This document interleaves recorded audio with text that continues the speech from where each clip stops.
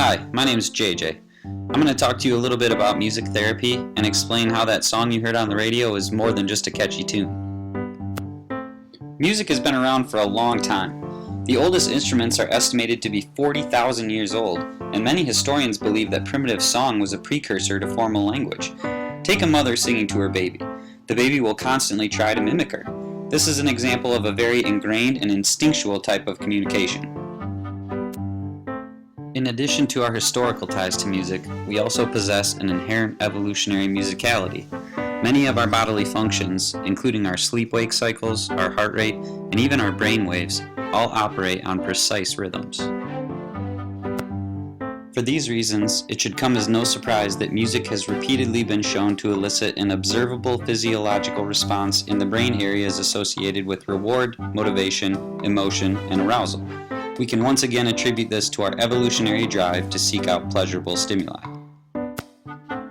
Given all of this information, you might think music therapy is pretty straightforward, but actually, despite our natural affinity for music, utilizing it as a therapeutic tool is not as simple as it seems. To illustrate this point, let's discuss the technique of entrainment. This process involves matching the stimuli, in this case music, to the person's current mood, and then gradually adjusting that stimuli to shift that person's mood to a more favorable state. For example, say we have a highly anxious, highly stressed individual, and we want to help them relax. Using the principle of entrainment, we would begin by introducing fast, irregular, offbeat music to match their current mood, and then slowly transition to calmer, more soothing music to bring about a more peaceful mood state. This was demonstrated in a 1985 study in which 23 spinal cord injury patients received one 20-minute music therapy session each day for 1 week. The researchers found that entrainment not only reduced pain and EMG measured muscle tension, but that entrainment was far superior to patient-preferred music in doing so. Other studies have demonstrated the effectiveness of music therapy as well.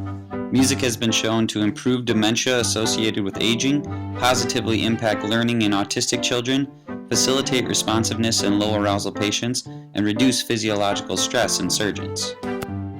That concludes this presentation. I hope I've helped you to find a new appreciation for music, as well as taught you a few things about its therapeutic potential.